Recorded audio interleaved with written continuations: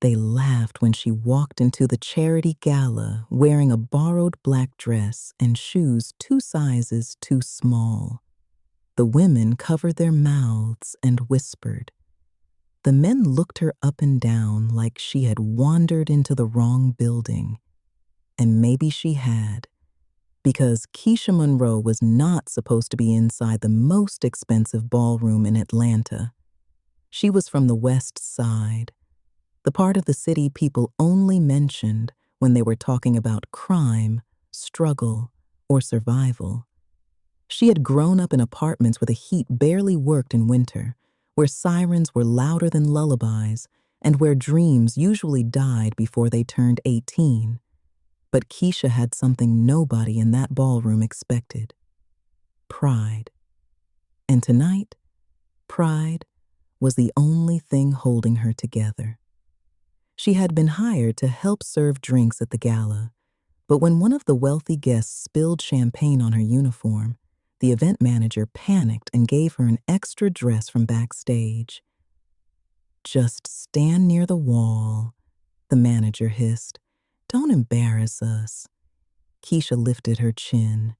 She had been embarrassed by hunger, by eviction notices, by watching her mother cry over bills. A ballroom full of rich people couldn't break her. At least, that's what she told herself. Then she heard the laughter. A woman in diamonds pointed toward her. "Who invited her?" Another laughed. "She looks like she came straight from a bus stop." Keisha's face burned. She turned to leave, but before she could move, the entire room went silent, because Damian Blackwell had entered. The billionaire, the man everyone wanted to know, the man no one truly knew. Damian Blackwell owned hotels, tech companies, private islands, and half the skyline outside the ballroom windows. He was handsome, powerful, and colder than winter rain. People smiled when he passed, but he never smiled back. Rumor said he had no wife, no children, no real friends, just money, secrets, and a mansion too big for one lonely man. Keisha tried to disappear against the wall, but Damian saw her. Not the diamonds, not the politicians, not the women desperate for his attention. Her. Their eyes met across the ballroom, and for the first time all night, Damian Blackwell stopped walking. The whispers started again. "Why is he looking at her? He doesn't even speak to us." Keisha looked away, uncomfortable, but Damian walked straight toward her. Every head turned, every smile faded. When he reached her, his voice was low and calm. "You look like you'd rather be anywhere else." Keisha almost laughed. "You noticed?" "I notice honest people," he said. "They're rare in rooms like this." The woman in diamonds stepped closer, forcing a fake smile. "Damian, darling, she's just staff." The room froze. Keisha's jaw tightened, but Damian's eyes never left hers. Then he turned to the woman and said coldly, "Then she has more value than anyone who came here just to be seen." The woman's smile cracked. Keisha stared at him, stunned. Nobody had ever defended her in a room like this. Nobody with power. Nobody with a name people feared. Damian offered his hand. "Dance with me." Gasps filled the ballroom. Keisha looked around. "They're going to talk." Damian leaned in slightly. "Let them choke on it." Against every warning in her mind, Keisha placed her hand in his. And that was the moment everything changed. By morning, her face was everywhere. The internet attacked her first.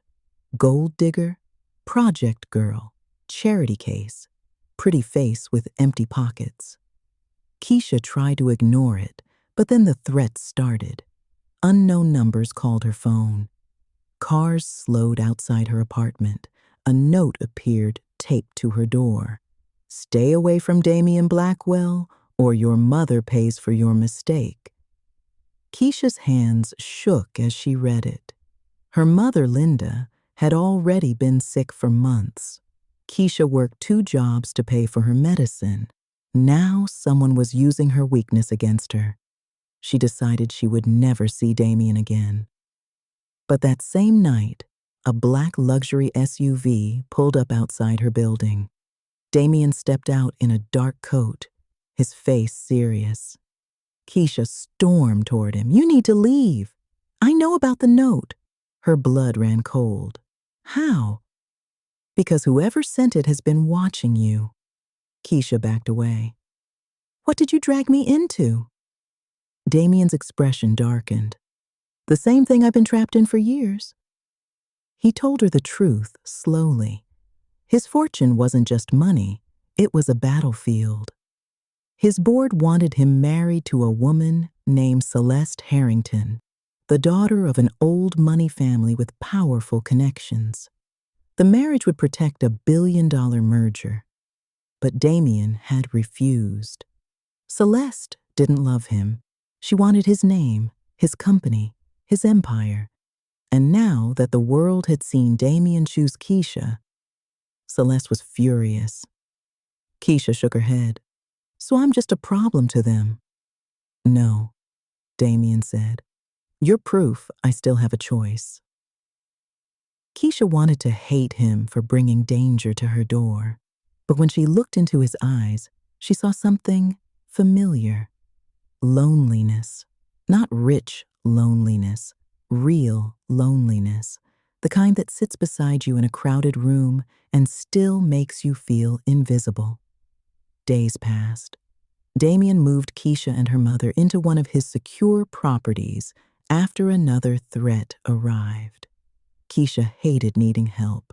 Celeste hated that Damian gave it. The media grew crueler. Celeste went on television with soft tears and a sharp tongue.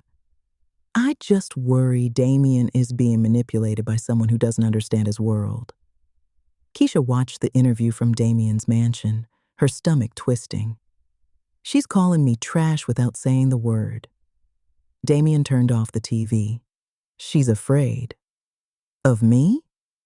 "Yes." Keisha laughed bitterly. "I have $37 in my old bank account. And still, you have something she can't buy." Keisha looked at him. "What?" "My attention." The words hung between them. For the first time, Keisha saw him not as a billionaire, but as a man who had spent years being wanted for everything except his heart.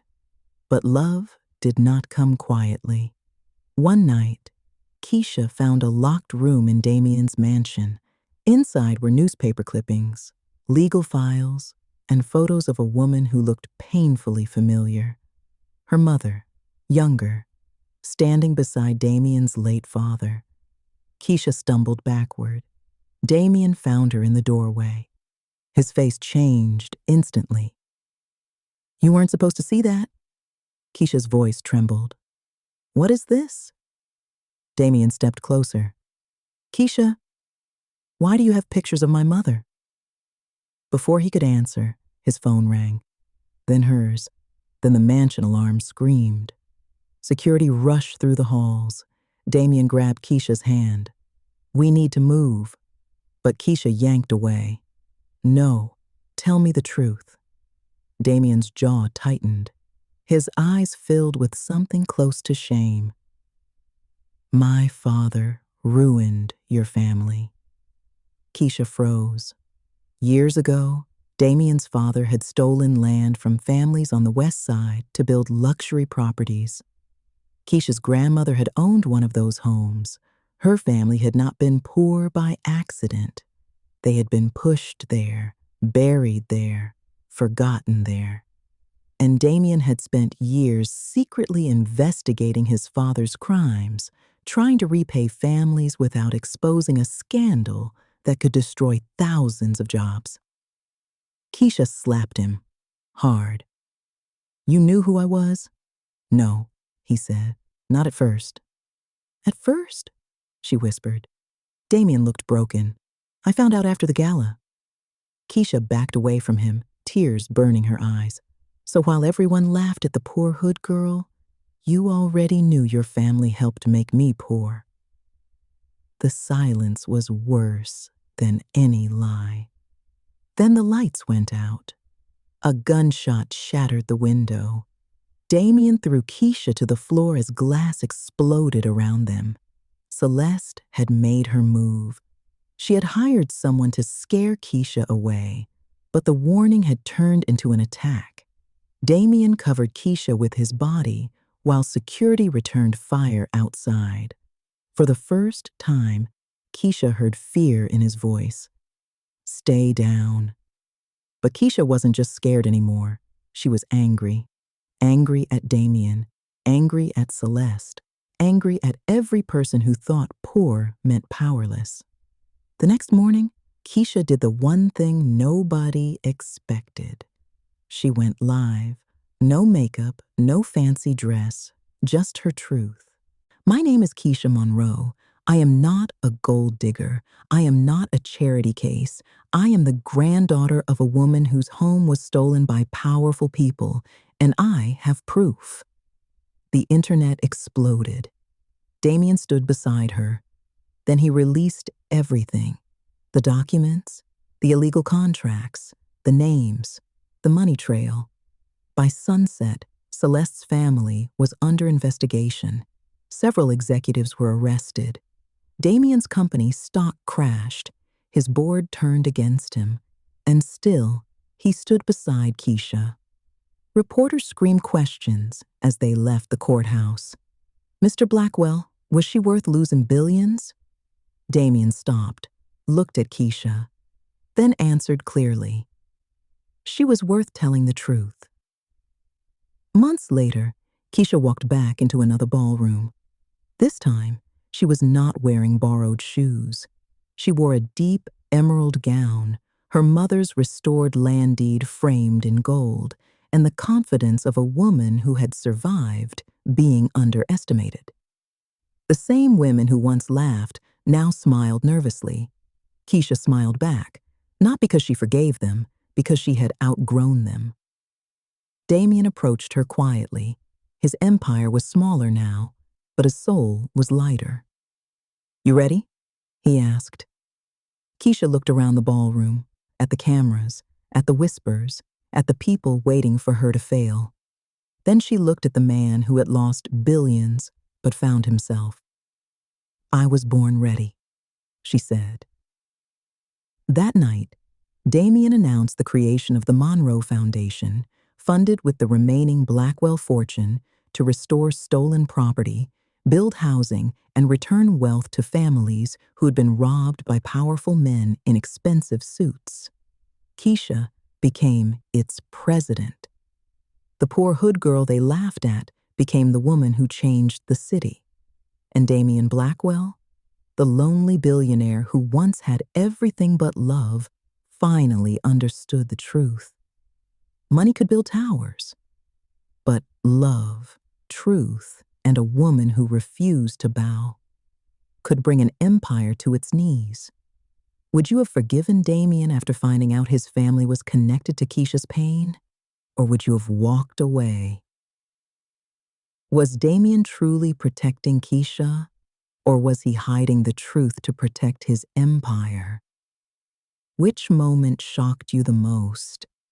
Leave a comment and like, share, and subscribe.